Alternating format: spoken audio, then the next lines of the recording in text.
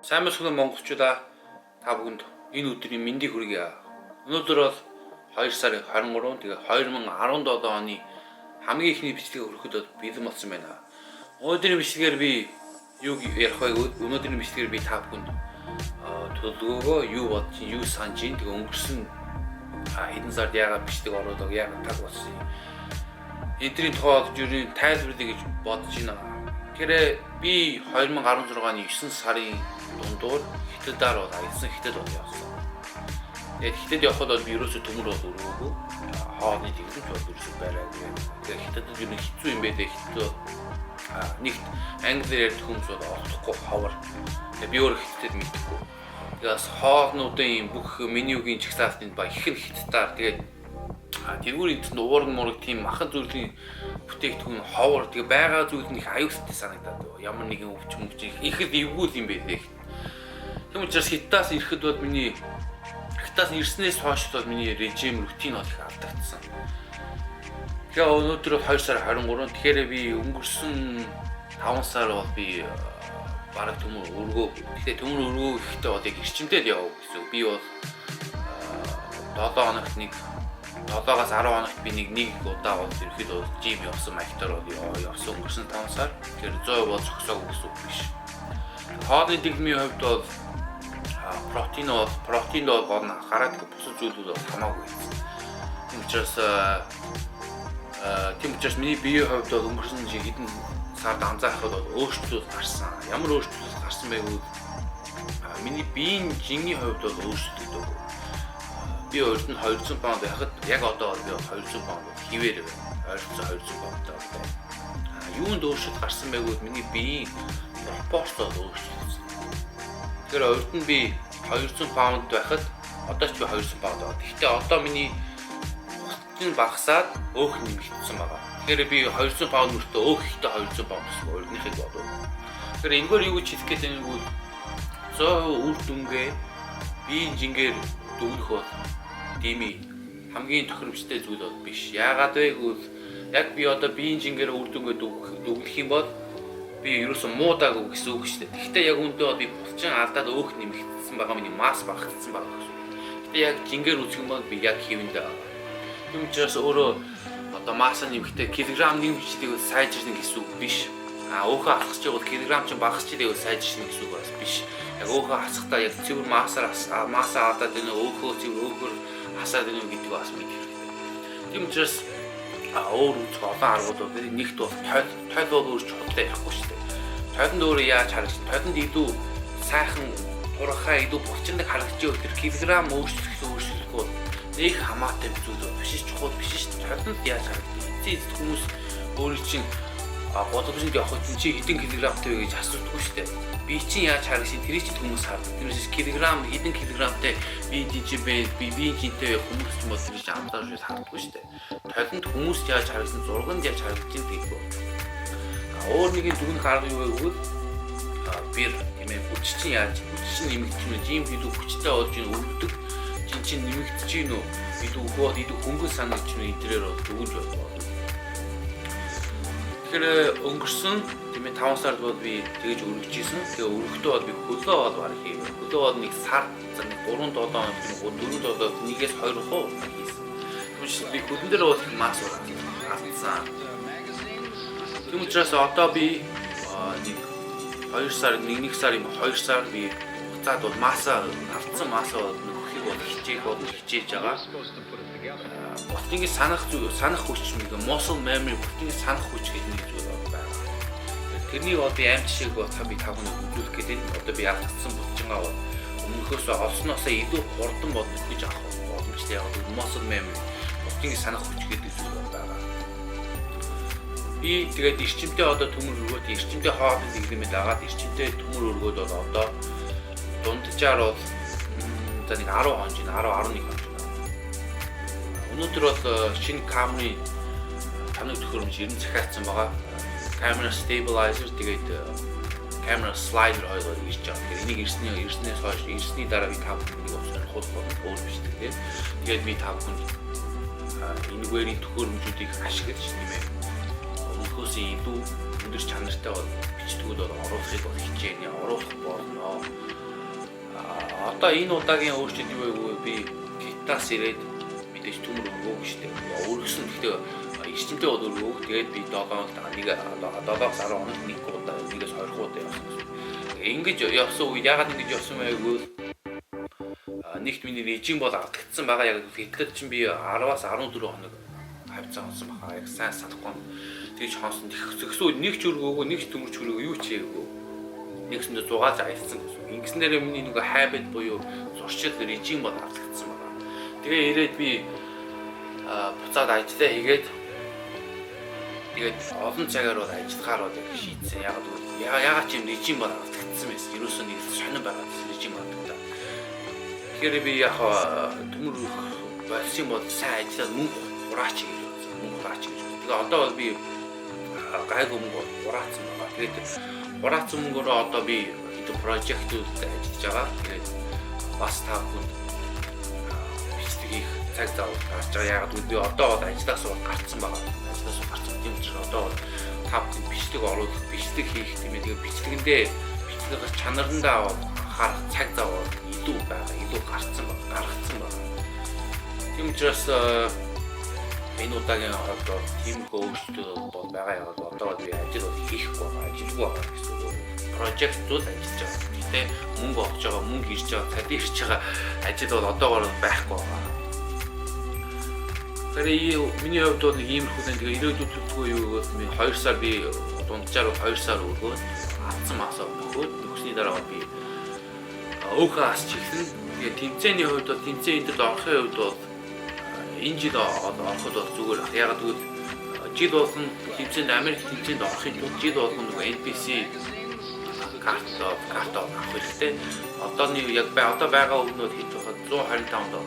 Тэгэхээр жилийн member жилийн гишүүний үнэ бол $125. Тэгэхээр би одоо 2017 оны 11 сард NPC гишүүний membership аваад $125 төлчих юм бол би он гараад дахиж би авах хэрэгтэй байхгүй. Ахиж авах төлөх хэрэгтэй. Яг л жил ертөнцийн тэр жилээс хүчнтэй.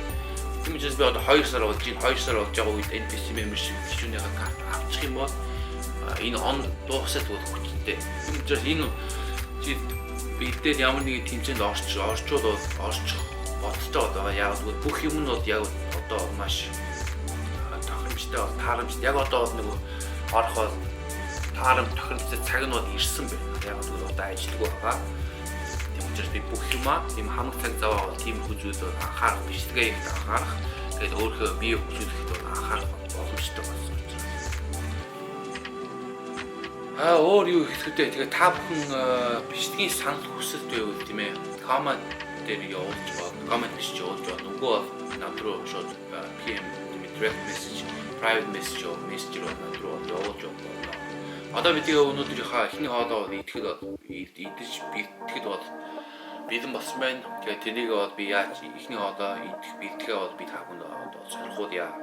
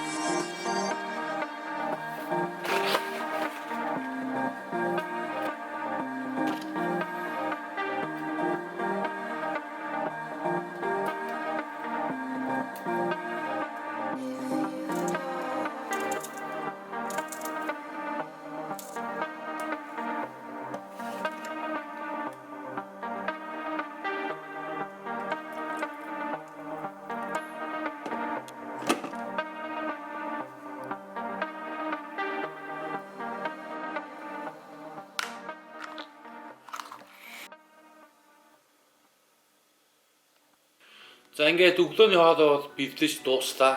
Тэгээ энэ хоолыг маань бэлтгэхэд бол дунджаар 10 минут болдгоо. 10 минутаас бол ерөөсөө хэцүү. Тийм учраас иймэрхүү маягаар хоол идэх бол хүний амьдралын нөхцөл бол их таарах тохиромжтой. Яг л амьдрал чинь өөрөө чи амьдрал завгүй хүмүүст, амьдрал хэцүүтэй хүмүүст бол тэгэж саад бэрхшээл бол учруулахгүй. Тэр өөрөө хэцүү хоол хийх юм бол тэр чинь бол амьдрал чинь саад бэрхшээл учруулна. Ягаад вэ гэвэл тэр хоолоо бэлтгэх гэж өөрөө зөндөө ажил байна. Энэ бол 10 минут болон маш хэлбэр амархан.